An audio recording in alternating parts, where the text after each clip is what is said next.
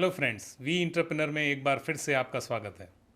आज की इस विशेष पॉडकास्ट में हमारे साथ एक ऐसी शख्सियत जुड़ने वाली हैं जिन्होंने मल्टी लेवल मार्केटिंग में इंडिया फेम किया है, यानी पूरे देश में उनको जाना माना जाता है। और अपनी हाईली क्वालिफिकेशन के बाद उन्होंने इस बिज़नेस में एंटर किया और आज एक बहुत अच्छे मुकाम को उन्होंने हासिल किया हुआ है। आइए स्वागत करते हैं डॉक्टर आशीष रोहतगी जी का। वेलकम। नमस्कार सर, कैसे हैं आप? मैं अच्छा हूँ, आप ठीक हैं? मैं बहुत बढ़िया सर। मालूम है आप बहुत बढ़िया कर रहे हैं। Thank you.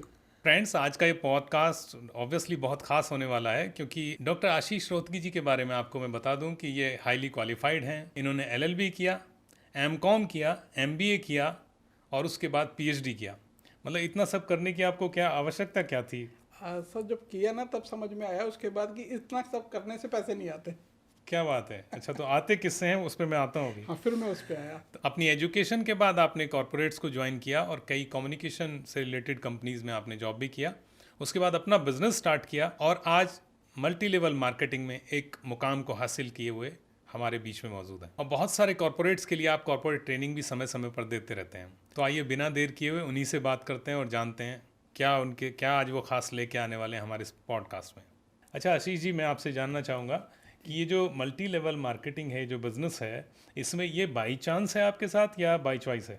नहीं सर, ये मेरे लिए जब मैंने स्टार्ट किया था तब ये बाई चांस था मेरे लिए। मैं अपना थोड़ा सा जर्नी को बता देता हूँ। जैसे आपने बताया, बाई क्वालिफिकेशन में LLB, MCOM, MBA, PhD हूँ। ठीक है, मैं कॉर्पोरेट में जॉब कर रहा था। मैंने कुछ टेलीकॉम कंपनीज़ में जैसे एयरटेल, आइडिया, रिलायंस में जॉब की। 2012 में मैंने अपनी वो जॉब छोड़ दी थी। उसके बाद क्योंकि मैं टेलीकॉम में काम किया था तो मैंने टेलीकॉम से रिलेटेड ही अपने बिजनेस को चालू किया। मैं जॉब के साथ साथ एक चीज़ महसूस कर रहा था कि जो हेल्थ है वो डिटेरियोरेट हो रही है और साथ ही साथ पूरे फैमिली जो है वो कहीं ना कहीं, हम जो पैसा दे रहे थे, हमें ऐसा लग रहा था कि हमने पिछले पूर्व जन्म में किसी डॉक्टर से कर्जा लिया हुआ है जो हम सबको चुका रहे हैं। क्या बात है। तो ये खास बात थी। फिर अचानक मेरे जीवन में एक शानदार कंपनी आई और एक सज्जन आए। उन्होंने मुझे सिर्फ एक छोटा सा प्रोडक्ट दिया। वो प्रोडक्ट अगर मैं बताऊं तो वो मात्र एक शहद था, लेकिन उस शहद की बोतल से मेरा जीवन बदला। वो शहद की बोतल मेरे जीवन में आई। मैंने चश्मा लगा हुआ था उस समय, मैंने अपना चश्मा हटाया। मेरी मदर की हेल्थ, जिसके हम पिछले कई सालों में हर तरह से जतन और प्रयत्न कर चुके थे, ठीक है, और भारत के जो बेस्ट कार्डियोलॉजिस्ट हैं उनसे इलाज के बाद भी उन्हें सुधार नहीं था। वो कुछ शानदार प्रोडक्ट के माध्यम से उनके स्वास्थ्य में बहुत ज़्यादा सुधार हुआ। अच्छा। तब वो व्यक्ति मेरे पास आए कि मैं, आप सेल्स के व्यक्ति हो और साथ ही साथ इसमें बिजनेस भी है। तो मैं कहा है तो ठीक है, इसे देखते हैं थोड़ा सा। मैंने इस बिजनेस को देखा, समझा अच्छी तरह से। मैंने बहुत सारे इंटरनेशनल प्लेटफॉर्म्स को सुना, ठीक है, जो बुक्स हो सकती थी उनकी पढ़ाई करी और फिर मुझे धीरे धीरे ये इंडस्ट्री समझ में आने लगी। और तब एक दिन मैंने डिसीजन लिया कि इस इंडस्ट्री के साथ मैं आगे बढ़ूंगा। यानी बहुत सोच समझ के आपने ये स्टेप उठाया। बिल्कुल, पहले बाई चांस आई थी बट बाद में मैंने इसे बाई चॉइस कंटिन्यू किया। तो जो शहद का गुण होता है चिपकाने का, तो शहद ने आपको वो अपनी शहद तरफ खींच चिपक लिया। गया मेरे। चिपक गया और वो आज भी चिपका हुआ वो है। बिल्कुल चिपका हुआ है। अच्छा, अच्छी बात क्या है कि शहद का एक गुण और है कि वो कभी भी खराब नहीं होता। अच्छा। हाँ। तो आशीष जी, हमारे दर्शकों को ये और बताइए कि ये जो मल्टी लेवल मार्केटिंग है, इसमें कैसे लोग आ सकते हैं, कैसे लोग ग्रो कर सकते हैं?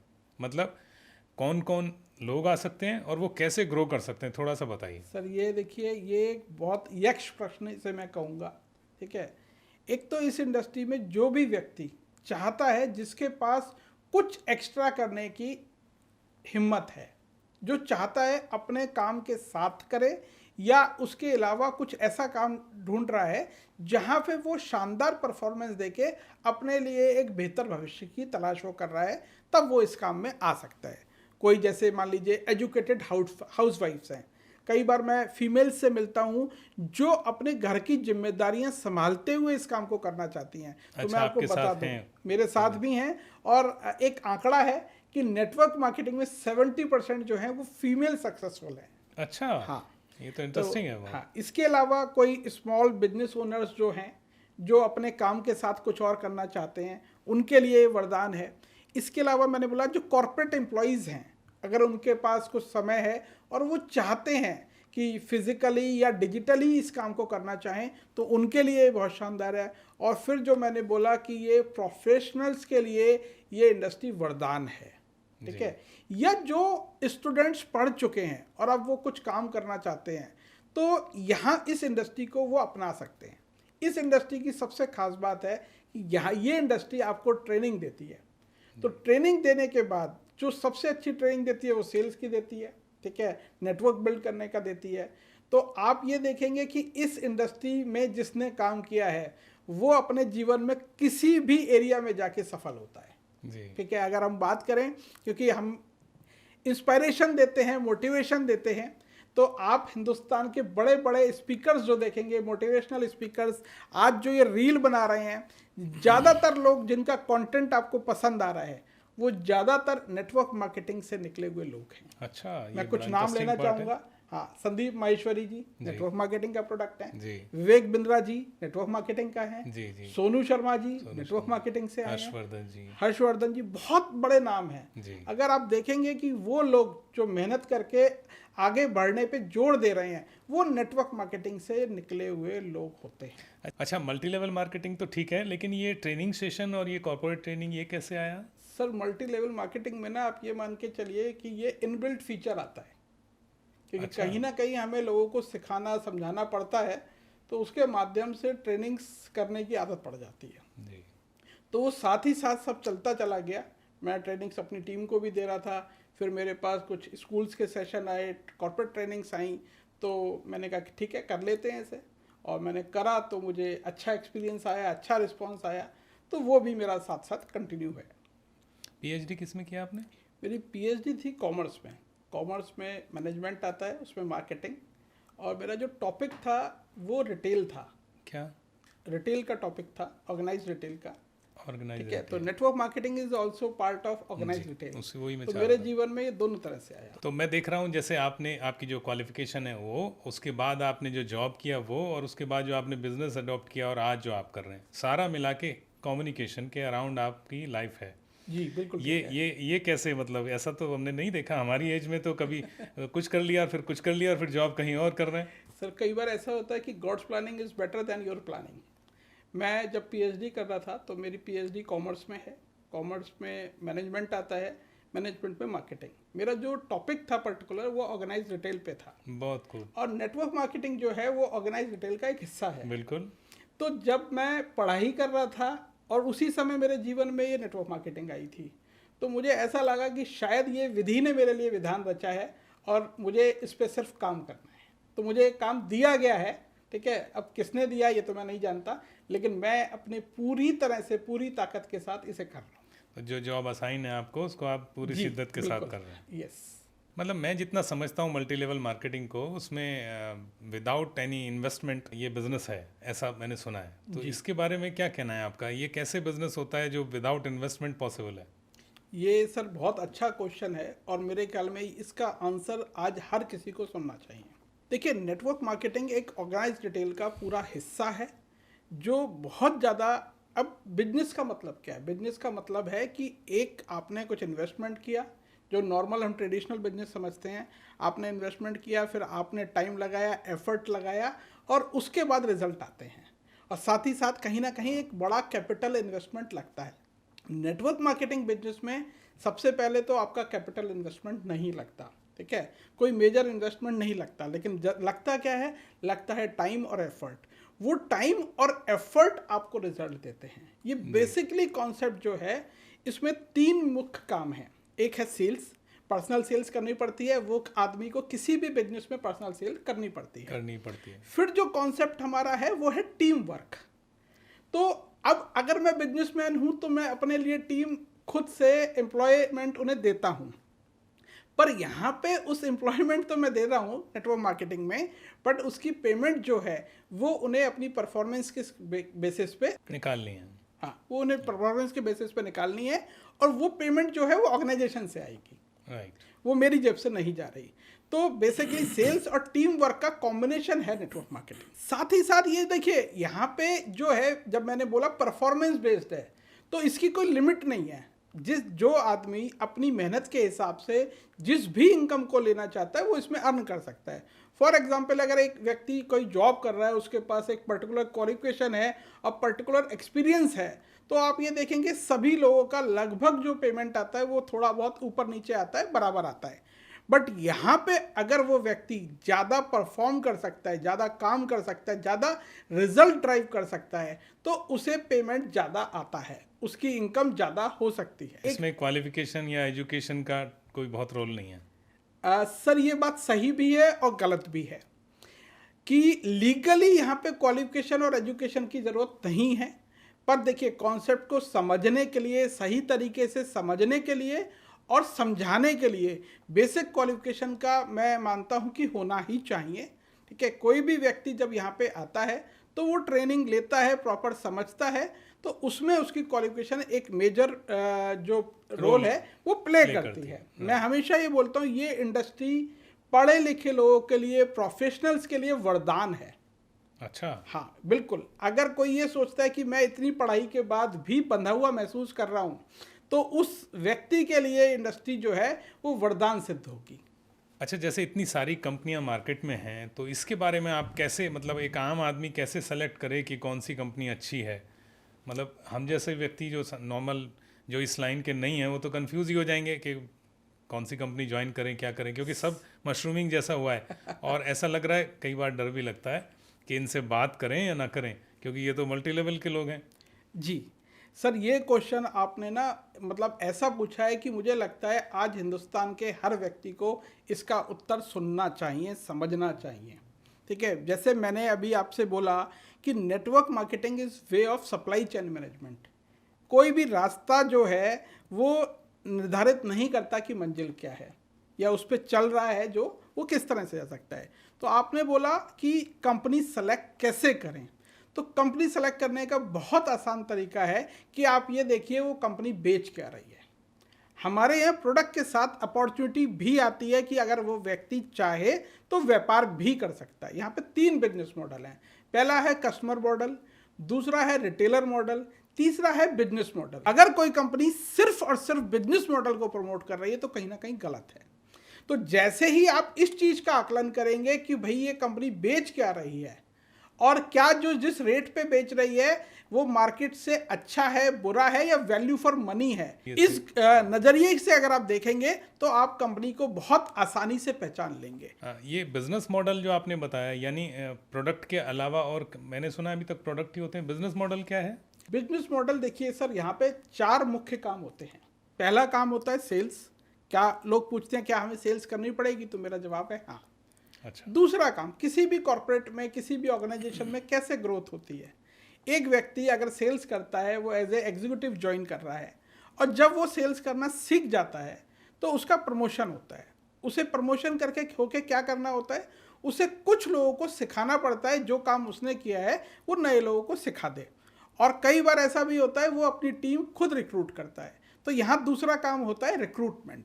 क्या लोग जोड़ने हैं? लोग नहीं जोड़ने, लोग रिक्रूट करने हैं जो काम ढूंढ रहे थे, फिर उन्हें सेल्स सिखानी होती है। तो ये तीसरा काम है ट्रेनिंग। और फिर जब सारे काम हो जाते हैं तो पूरे ऑपरेशंस को मैनेज करना होता है, उसे होता है लीड। तो अगर आप इन्हें 4 कामों को मैं डिवाइड करूं तो पहला काम है सेल्स, दूसरा है रिक्रूटमेंट, तीसरा है ट्रेनिंग और चौथा है लीड। ये चारों काम करने पड़ते हैं किसी भी व्यक्ति को। तो जैसे आपने बताया, ये बहुत सिस्टमेटिक वे में आपने हमें समझाया, लेकिन मेरे देखने में ऐसा आया कि बहुत सारी कंपनियां भाग भी गईं। अगर इतना प्रॉफिट और सब कुछ ठीक है और लोग जुड़ रहे हैं और बिजनेस अच्छा कर रहे हैं, क्योंकि वो मल्टी लेवल मार्केटिंग है, यानी कि आप जितने लोग जुड़ते जाएंगे उतना कंपनी का और ऑब्वियसली लोगों का भी प्रॉफिट बेनिफिट मिलता जाएगा जी, फिर भी भागते हैं। ये फ्रॉड क्यों होता है? ये सर बड़ा अच्छा क्वेश्चन है। फिर से अगेन मैं आपकी तारीफ करूंगा कि आपने एक अच्छा क्वेश्चन पूछा, और इसका आंसर डिस्कस करते हुए मुझे कुछ नेगेटिविटी भी डिस्कस करनी पड़ेगी। जैसे कि मैंने बोला, ये एक रास्ता है। अब रास्ते पे चल कौन रहा है इस पर डिपेंड बहुत ज़्यादा करता है। ये एक पावरफुल रास्ता है। अगर मैं किसी के हाथ में AK-47 दे दूं, तो AK-47 अगर फौजी यूज़ करेगा तो वो देश की रक्षा के लिए यूज़ करेगा, वहीं एक टेररिस्ट यूज़ करेगा तो वो कहीं ना कहीं डिस्ट्रक्शन के लिए यूज़ करेगा। जी, ठीक बात है। ठीक है, तो अब ये नेटवर्क मार्केटिंग का कॉन्सेप्ट किसके हाथ में, ये समझना जरूरी है। कुछ लोगों ने क्या किया, 96 में ये इंडस्ट्री भारत के अंदर आई थी, फिर धीरे धीरे धीरे धीरे करके सबसे बड़ी जो चीज़ थी वो इस देश में एब्सेंस ऑफ लॉ था। कोई लॉ ही नहीं था जो गवर्न करे। हम वो पहली इंडस्ट्री बने जिसने अपने लिए लॉ की डिमांड करी। तब जाके मिनिस्ट्री ऑफ कंज्यूमर अफेयर्स ने 2016 में हमारे लिए गाइडलाइंस दी और 2019 में इसे कंज्यूमर प्रोटेक्शन एक्ट के अंदर जगह दी गई। आप कह रहे हैं 1996 में ये आई? 20 साल लगे लॉ बनने में? 20 साल लगे गाइडलाइंस लेके आने में, और गाइडलाइंस सरकार ने हमें नहीं दी, वो हमें मांगने जाना पड़ा। अच्छा, हम वो पहली इंडस्ट्री थे। यानी अनलॉफुली वो इतने समय वो तक चल रही थी, उस पर कोई कंट्रोलिंग नहीं थी किसी की। वो लॉ था ही नहीं, एब्सेंस ऑफ लॉ था। एब्सेंस ठीक ऑफ है, तो अब गलत लोगों ने इसका मिसयूज किया, इसकी पावर का मिसयूज किया। ठीक है, तो जितने भी फ्रॉड माइंडसेट के लोग थे वो आए और उन्होंने प्रोडक्ट को हटा दिया। मैंने अभी आपसे बोला कि कंपनी अच्छी वो है, आप ये देखिए बेच क्या रही है। तो अगर कंपनी अपॉर्चुनिटी बेच रही है तब वो गलत है, अगर कंपनी प्रोडक्ट को प्रमोट नहीं कर रही है तब वो गलत है। लेकिन अब धीरे धीरे लीगली ये चीज़ें आगे बढ़ रही हैं। अब प्रॉपर एक्ट आ चुका है, ठीक है, कंज्यूमर प्रोटेक्शन एक्ट में इसको जगह दी गई है और अब स्टेट वाइज कमेटीज बन रही हैं। अच्छा, मैंने भी एक कंपनी ज्वाइन की थी, आपको बताता हूँ जी, लेकिन वो किसी रिलेटिव के कहने से की जी, और बहुत स्टडी नहीं किया क्योंकि उनका बहुत ज़्यादा कहने का प्रेशर था, तो मुझे करनी पड़ी, ऐसा कहना चाहिए। लेकिन उसमें कोई प्रोडक्ट नहीं था, एक डायरी थी सिंपली। उस डायरी में कुछ लिखा था उस कंपनी के बारे में डिटेल और कैसे हम अपना बिजनेस बढ़ाएंगे, यानी हम पे कोई प्रोडक्ट नहीं था। और वही जो आपने बोला भी अभी कि पता नहीं वो कंपनी कहाँ गई, क्या हुआ, मुझे पता नहीं, उसके बाद कभी सुना नहीं उसके बारे में। सर आपके क्वेश्चन में ही आपका आंसर छिपा हुआ है। ठीक है, कि आप ये देखिए, मैंने पहले बोला ये बिजनेस है। अगर आप किसी और के कहने पे एक बिजनेस स्टार्ट कर देते हैं जहाँ पे आप अपना मनी का लॉस कर लेते हैं, ठीक है, तब उसकी जिम्मेदारी कौन ले रहा है। इसीलिए मैंने कहा कि बेसिक क्वालिफिकेशन होनी चाहिए। जो लोग इंडस्ट्री में आए वो कम से कम इतने सक्षम हो कि वो बिजनेस के कॉन्सेप्ट को समझ पाएं, क्योंकि बिजनेस के जो बुनियादी नियम है वो यहाँ पे सारे के सारे लागू होते हैं। जो बेसिक नज़रिया है जो लोगों का, वो इसको पैरेलली देखते हैं इंश्योरेंस के साथ। जैसे इंश्योरेंस में जो इंश्योरेंस के एजेंट होते हैं वो कहते हैं जी ये पॉलिसी ले लो, ये पॉलिसी ले लो, ऐसा।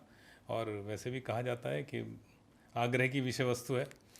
तो ऐसे ही मुझे लगता है मल्टी लेवल मार्केटिंग भी, मेरे जो अभी तक मुझे था कि वो मल्टी लेवल मार्केटिंग भी बिल्कुल आग्रह की विषय वस्तु जैसा हो गया।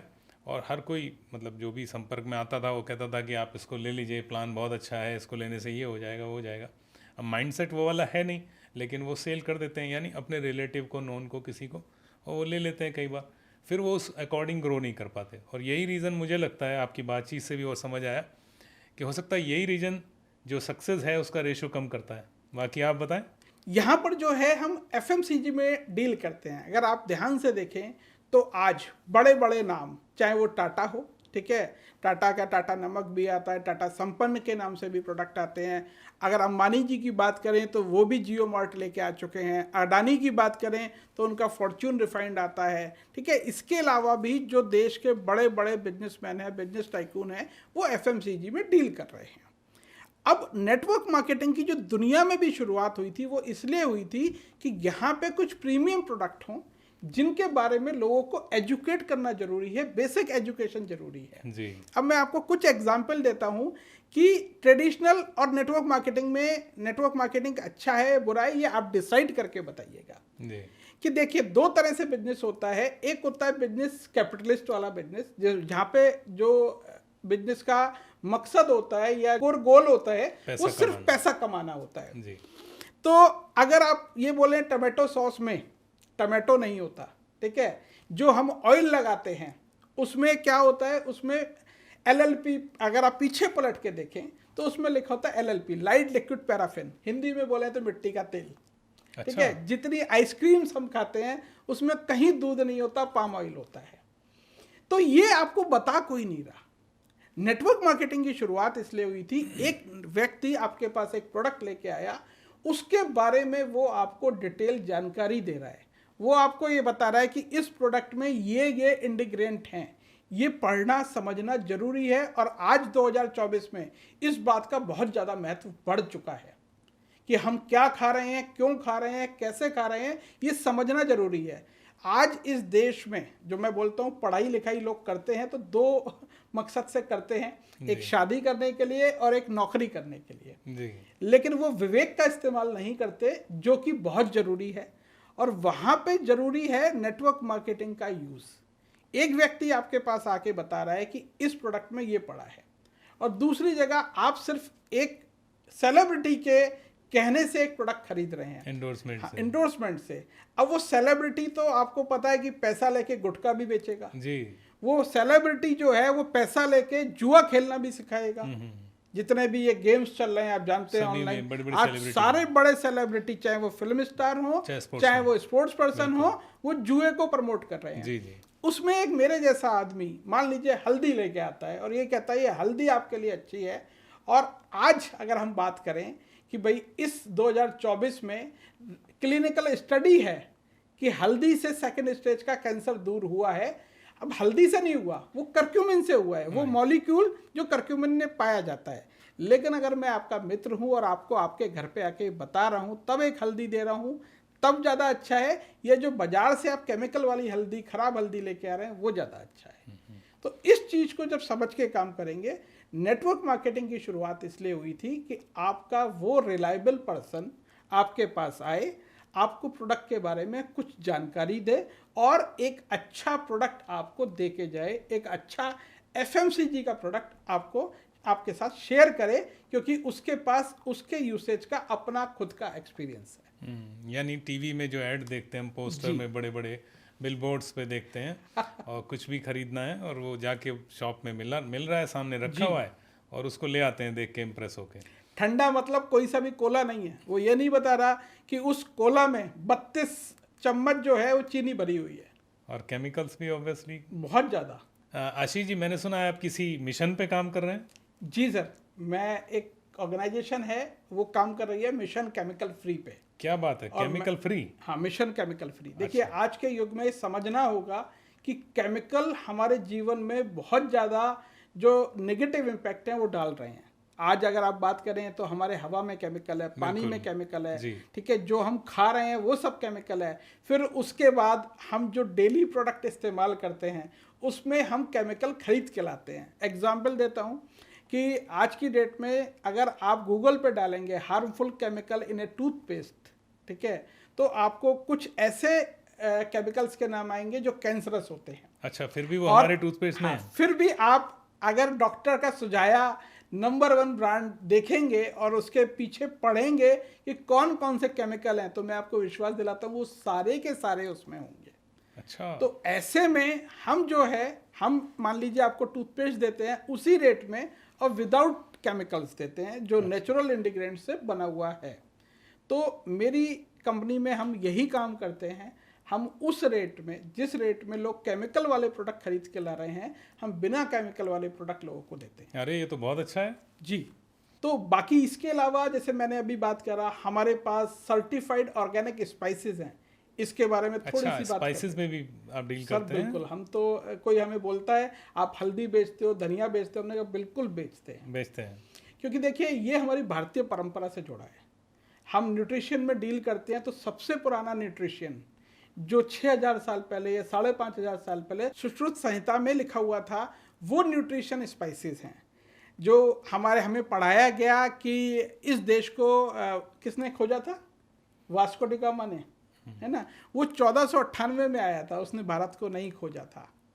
उसने तो वो लुटेरों का एक भेजा हुआ जासूस था जिसने यूरोप से भारत आने का समुद्री मार्ग खोजा था, ठीक है। और वो आया क्यों था? वो आया था उस देश की तलाश में जहाँ पे इतने शानदार स्पाइसेस होते हैं, जहाँ पे एक काली मिर्च आती है जिसके 4 दानों से प्लेग का इलाज हो गया था। जैसे कि अभी कोरोना फैला था, उस समय प्लेग फैला था। और एक सीधी सी बात ये भी है आम भारतीय के लिए कि उसकी रसोई में वो सारी दवाइयाँ रखी हुई हैं। बिल्कुल। देखिए अगर आप मॉडर्न साइंस की बात करेंगे तो न्यूट्रिशन को हम कहते हैं फूड सप्लीमेंट्स, ठीक है जी। अब लोगों से आप पूछिए कि मसाले क्यों खाए जाते हैं, तो वो क्या उत्तर देते हैं आप? वो तो कहेंगे टेस्ट के लिए खाए जाते हैं, सर फूड को टेस्टी हल्दी को बनाने जीभ के पे लिए। रखिए, धनिए को जीभ पे रखिए, लाल मिर्च को जीभ पे रखिए, अगर कोई चीज़ आपको टेस्टी हो जाए पूरी रसोई में से तो मुझे बता दीजिएगा। आपको जीभ सिर्फ एक चीज़ पे अच्छा बोलेगी, वो है चीनी, ठीक है। बहुत अदरवाइज जितने मसाले आप इस्तेमाल करेंगे उन सबका अलग अलग स्वाद जो है वो अच्छा नहीं लगता है। पर पुराने हमारे जो पूर्वज थे वो बहुत समझदार थे, उन्होंने वो फूड सप्लीमेंट हमारे लाइफ स्टाइल में इनबिल्ट कर दिए, ऐड कर दिए, ठीक है। तो वो सबसे शानदार चीज़ें हैं। आज अगर कोई व्यक्ति धनिए का रेगुलर इस्तेमाल करे तो हो सकता है उसे थायराइड और किडनी के से संबंधित बीमारियां नहीं हों। आज पूरी दुनिया इन बातों पे क्लिनिकल स्टडीज़ निकाल रही है, रिसर्च चल रही है। और अब आज जैसे मैं बता दूं कि अब जो पूरी दुनिया है वो प्लांट बेस्ड मेडिसिन की ओर चल रही है। तो प्लांट बेस्ड मेडिसिन है आयुर्वेद। तो हमारे पास एक रेंज है जो पूरी तरह से आयुर्वेदिक पद्धति पे आधारित है, और वो बहुत सारे ऐसे हम प्रोडक्ट बनाते हैं जो बीमारियों का इलाज हम कर सकते हैं। हालांकि हम डॉक्टर्स नहीं हैं, हम न्यूट्रिशनिस्ट हैं जी। इसके अलावा बहुत सारे प्रोडक्ट हैं। पर्सनल केयर की मैं बात कर रहा था, हमारी एक रेंज है सर पर्सनल केयर की। हम जो भी स्किन पे अपनी लगाते हैं वो 26 सेकंड के अंदर हमारे ब्लड में पहुंच जाता है। क्या बात कर रहे हैं? और इसके कारण एक दुखद आंकड़ा है, दुखद आंकड़ा ये है कि भारत में पिछले 5 सालों में कैंसर पेशेंट्स की संख्या 500% से बढ़ी है जी। कैंसर के जो पेशेंट होंगे उसमें 56% फीमेल्स होती हैं, अच्छा, और बाकी मेल्स होते हैं। अब मेरा एक क्वेश्चन यहाँ पे है, अगर हवा में केमिकल है तो एक ही हवा में पति पत्नी दोनों सांस ले रहे हैं जी। अगर पानी में है तो एक ही पानी पी रहे हैं, खा भी एक सा रहे हैं जी। तो ऐसा क्या एक्स्ट्रा है जो कैंसर जो है फीमेल्स में ज़्यादा है? तो वो जवाब है कॉस्मेटिक्स। अच्छा। हाँ, और मतलब ये किसी रिसर्च में प्रूवन तो नहीं है, बट कुछ आंकड़े हैं जो ये बताते हैं जिस जिस देश में कॉस्मेटिक का इंट्रोड्यूस हुआ उस देश में डायबिटीज के पेशेंट बढ़ने लगे उसी समय। बिल्कुल डायबिटीज का भी इससे रिलेशन है? बिल्कुल रिलेशन है सर। अच्छा। हर बीमारी का आज अगर आप बात करेंगे तो ये केमिकल से रिलेशन है, डायरेक्ट और इनडायरेक्ट, प्रोपोर्शनेट और इनप्रोपोर्शनेट, बट है। अच्छा, तो आपने बड़ी अच्छी इन्फॉर्मेशन हमें दी और कंपनी का पूरा आपने बताया क्या क्या प्रोडक्ट आप लेके आए हैं उसमें, लेकिन कंपनी का नाम आपने अभी तक छिपा के रखा है, वो क्या है वो भी हमारे दर्शकों को आप बताएं। सर कंपनी का नाम है दार्जुविनाइन एंटरप्राइजेस प्राइवेट लिमिटेड। ये दिल्ली पंजाबी बाग में कंपनी का हेड ऑफिस है। अच्छा। और अगर आप मल्टी लेवल मार्केटिंग की बात करेंगे तो हमारे पास भारत के अंदर हाईएस्ट कॉस्टलीस्ट इंफ्रास्ट्रक्चर हमारे पास है।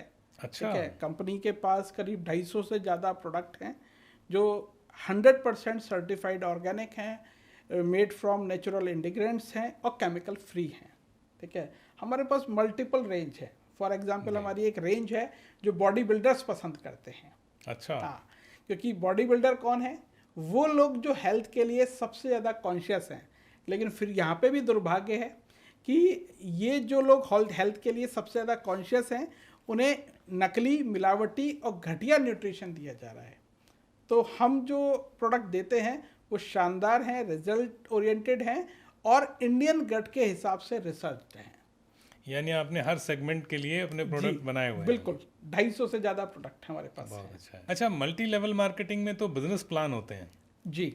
तो ये बिजनेस प्लान जैसे आपकी MLM है, इसमें क्या बिजनेस प्लान है जो हम लोग ले सकें, हमारे दर्शक ले सकें? हाँ सर, देखिए बिजनेस प्लान क्या होता है कि जैसे यहाँ पे ना भीड़ होती है, हजारों लाखों लोग एक कंपनी में काम करते हैं। जी बिल्कुल। तो हर व्यक्ति को समझाया नहीं जा सकता कि भाई आपके लिए ये मार्जिन है। एक बिजनेस प्लान होता है जिसमें सब कुछ डिफाइंड होता है कि इतना काम करेंगे तो इतना पैसा आपको आ जाएगा। तो अगर हम बात करें आज जिस कंपनी में मैं हूँ वहाँ पे हम 2 लाख जनरेशन प्लान में काम कर रहे हैं, जो कि इस समय एक्ट आया है उसके अकॉर्डिंग भी है और साथ ही साथ जो आज 2024 की नीड है उसके हिसाब से ये बनाया गया है। 2 lakh means what? 2 lakh sir ये थोड़ा डिटेल विषय है। हमारे इंडस्ट्री में बाइनरी चलता है, जनरेशन चलता है। अच्छा। तो उसमें कुछ परेशानियां थी, उन्हें दूर करते हुए हमारी कंपनी ने ये 2 लाख जनरेशन प्लान इंट्रोड्यूस किया है।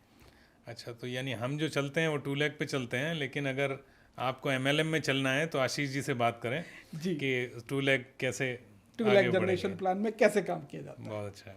अच्छा आशीष जी, जो अपनी कंपनी है दार्जू 9, इसमें आपका क्या रोल है, थोड़ा सा वो भी हमें बताएं। सर देखिए, हमारी किसी भी नेटवर्क मार्केटिंग ऑर्गेनाइजेशन में हर व्यक्ति एज ए डिस्ट्रीब्यूटर जुड़ता है। मतलब मैं पहले जुड़ा तो मैंने एज ए कंज्यूमर काम किया, एज ए कि कंज्यूमर मैंने कुछ प्रोडक्ट इस्तेमाल किए थे। जी, जब मुझे लगा ये प्रोडक्ट अच्छे हैं, मैं कुछ लोगों को रिकमेंड कर सकता हूँ, तो उसे मैंने, जैसे अभी मैंने बताया, रिक्रूटमेंट मॉडल पे लाया। तो फिर मैंने ट्रेनर दिया, तो आप इसके डिस्ट्रीब्यूटर बन गए। मैं डिस्ट्रीब्यूटर बन गया। अच्छा। आज मुझे लगभग 4.5 साल इस ऑर्गेनाइजेशन में हो चुके हैं। अच्छा, और यहाँ पे एक रैंक होता है एग्जीक्यूटिव डायमंड, तो अच्छा। मैं वो रैंक होल्ड करता हूँ, डायमंड होल्डर एग्जीक्यूटिव हैं आप। एग्जीक्यूटिव। बहुत बढ़िया। Thank you sir. अच्छा, आपसे मेरा डिस्कशन चल रहा था स्टूडियो में पहले कि इस इंडस्ट्री के लोगों में डिप्रेशन नहीं होता, ये क्या लॉजिक है, ये जरा हमारे दर्शकों को बताइए। अभी मैं एक न्यूज़ पढ़ रहा था सर, और उस न्यूज़ को पढ़ के मुझे बड़ा दुख हुआ। अभी कुछ दिन पहले, हफ्ते 10 दिन पहले, पुणे में मैं सीए का फेलियर हूँ, ठीक है। ओके, तो एक बच्ची, यानी आपने वहाँ भी अटेम्प्ट किया था। मैंने वहाँ पे भी अटेम्प्ट किया था। छोड़ा नहीं कुछ आपने। नहीं, मैंने कुछ नहीं छोड़ा। तो मैं सीए का फेलियर हूँ। वो सीए थी लड़की, वो 23 साल की उम्र में उसने सीए निकाल लिया, जो कि मैं जानता हूँ बहुत कठिन काम है। कठिन है। 26 साल में वर्क प्रेशर से उस लड़की की डेथ हो गई। ये एक दुखद स्थिति है। जी। और आज कॉर्पोरेट में जो लोग काम कर रहे हैं वो जूझ रहे हैं डिप्रेशन से।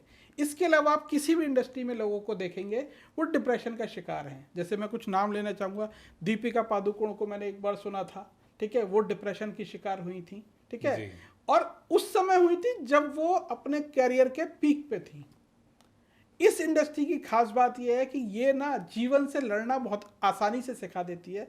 अगर किसी ने सही तरह से काम किया है तो वो कभी जीवन में डिप्रेशन का शिकार नहीं होगा। कुछ भी करेगा, वो एक बार फेल होगा, वो दोबारा उठेगा, फिर फेल होगा, फिर खड़ा हो जाएगा, आप उसे गिरा नहीं सकते, डिप्रेशन नहीं आएगा उसको। बहुत अच्छा, बहुत अच्छा। ये बहुत शानदार चीज़ है। अच्छा, आपने अभी बातचीत में कहा कि डिजिटल वर्किंग, हाँ। ये जो मल्टी लेवल मार्केटिंग में डिजिटल वर्किंग है, ये शायद, जैसा मुझे मालूम है, मेरी थोड़ी बहुत स्टडी जो मैंने की है आपसे इस पॉडकास्ट से पहले, जी वो आपने ही शुरू की है, उसको लाने वाले आप ही हैं। जी सर, एक हिस्सा आप कह सकते हैं। ये बात कुछ हद तक सच है। अच्छा। जब मैं इस इंडस्ट्री में आया तो मैंने देखा यहाँ पे बहुत सारे दिग्गज विद्यमान हैं, महागुरु हैं, ठीक है, बड़े बड़े।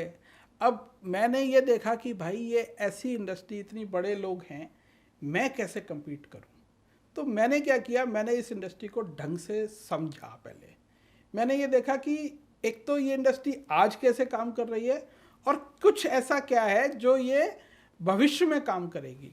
तो मैं कुछ इंटरनेशनल ऑर्गेनाइजेशन के साथ काम मैंने स्टार्ट भी किया था और फिर मैंने अच्छा। उनके साथ काम किया। तो मुझे ये समझ में आया कि हर इंडस्ट्री में काम करने के तरीके बदल रहे हैं जी। और डिजिटल जो है वो फ्यूचर है। अगर आप आज की डेट में आप सोशल मीडिया पे नहीं हैं तब आप बिल्कुल भी नहीं हैं। ठीक बात। तो कुछ ऐसे ही एक प्लेटफॉर्म है फेसबुक, वहाँ पे मैंने लिखना चालू किया और यहाँ पे कुछ पारिवारिक संस्कार आते हैं, तो वो मैंने लिखना चालू किया हिंदी में, क्योंकि मेरी मदर जो है वो PhD रही हैं और डिग्री कॉलेज में प्रिंसिपल रही हैं और हिंदी की वो प्रोफेसर थी। तो उनके संस्कार मुझे आ गए और मैंने हिंदी में लिखना चालू किया। उससे मेरी थोड़ी थोड़ी जो प्रेजेंस है वो क्रिएट हो गई। आज मुझे अगर पूरा भारत जानता है तो फेसबुक के माध्यम से जानता है। क्या बात है। जब मुझे इस ताकत का मुझे समझ में आया तो मुझे लगा इस ताकत के माध्यम से मैं डिजिटल जो नेटवर्क मार्केटिंग है उसे मैं घर घर तक पहुंचा सकता हूं भारत के, और उससे मैं लोगों को आत्मनिर्भर बनने में सहायता कर सकता हूं। जी। तो आपने उस टूल का बखूबी यूज़ किया। पूरा इस्तेमाल किया सर। और मुझे लगता है कोविड में बहुत अच्छा उसका रिजल्ट भी मिला होगा आपको। सर मैंने जिस ऑर्गेनाइजेशन में मैं अभी हूँ, मैंने 1 मार्च 2020 को चालू किया था उसके साथ का। अच्छा। और आप जानते ही हैं कि 20 दिन बाद लॉकडाउन लग गया था। अच्छा जी। और मैंने अपने बिजनेस को उस समय स्टार्ट किया, बढ़ाया और बहुत शानदार तरीके से मैंने बिल्ड किया। एक वर्ड मैंने दिया इस इंडस्ट्री को जो मैं कोविड से पहले से यूज़ कर रहा था, उस वर्ड का नाम है डिजिटल नेटवर्क मार्केटिंग। तो डिजिटल नेटवर्क मार्केटिंग को भारत में मैंने स्टार्ट किया। आज भी जो लोग ज़्यादातर मेरे पास आए वो डिजिटल माध्यम से मेरे पास आए। अच्छा, मैं एक फेसबुक की बात आपने की है, फेसबुक पे मैं आपको फॉलो करता हूँ बराबर, और आप वहाँ पे इनडायरेक्टली कुछ कमेंट रेगुलर डालते रहते हैं और उसमें अपनी इंडस्ट्री की कुछ, मैं कहूँगा अगर लेमन लैंग्वेज में, तो बखिया उधेड़ने का काम आप करते हैं। वो क्या है वो और जिसके मतलब का शायद वो उसे समझ जाता होगा, मेरी समझ में तो नहीं आता। सर, मैं फेसबुक के माध्यम से ही अपनी बातें रखता हूँ जी। देखिए, दो बातें होती हैं कि अगर मेरे परिवार में कोई परेशानी है तो यहाँ पे दो चीज़ों से हमें लड़ना पड़ता है। एक है बाहर के लोग, जैसे कि मैंने बताया नेटवर्क मार्केटिंग के नाम पे फ्रॉड्स बहुत होते हैं। अच्छा, तो उनके अगेंस्ट में मैंने एक अभियान चलाया था, सेव एमएलएम। Save MLM. हाँ, जो फ्रॉड है उसे खुल के फ्रॉड बोलना है, राइट। जो गलत है उसे खुल के गलत बोलना है। साथ ही साथ जो लीगल हैं उनमें कुछ लोग गलत काम कर रहे हैं। अच्छा तो मैं नाम तो नहीं ले सकता, लेकिन एक सलाह दे सकता हूँ। जी, तो मैं इनडायरेक्टली वो बातें बोलता हूँ। यानी उस लाइन के लोग समझ जाते हैं। अच्छी या बुरी बात यह है कि उसी की वजह से मेरे दोस्त और दुश्मन हैं। अच्छा। लेकिन पहले लोग मेरी बातों से सहमत नहीं होते थे। आज मैं जानता हूँ कि एक बड़ा लेवल पे लोग जो हैं वो मेरी बातों से सहमत होने लगे हैं। ठीक है, क्योंकि जो देखिए, पढ़ाई लिखाई का मुझे सिर्फ यही फ़ायदा मिला कि मैंने अपने विवेक के हिसाब से काम किया। आज मुझसे कोई पूछता है कि आप इस इंडस्ट्री में काम कर रहे हो, तो मैं स्वार्थ के लिए काम कर रहा हूँ। स्वार्थ क्या है कि मुझे पैसे कमाने हैं, लेकिन मैं चाहता हूँ कि मैं इस इंडस्ट्री में निस्वार्थ काम करूँ। आने वाले समय में कुछ लोगों को मैं बिल्ड करूँ, कुछ लोग मेरी वजह से आत्मनिर्भर बने, उन्हें रोजगार मिले, वो अपने जीवन में सबल बने, सक्षम बने, आत्मनिर्भर बने, और यही मेरा संदेश है। बस इतना मैं चाहता हूँ सर।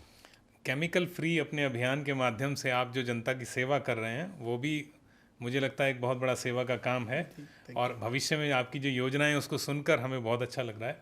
स्वाभाविक हमारे दर्शकों को भी बहुत पसंद आ रहा होगा। तो आशीष जी, आज आपसे बात करके हमें बहुत अच्छा लगा।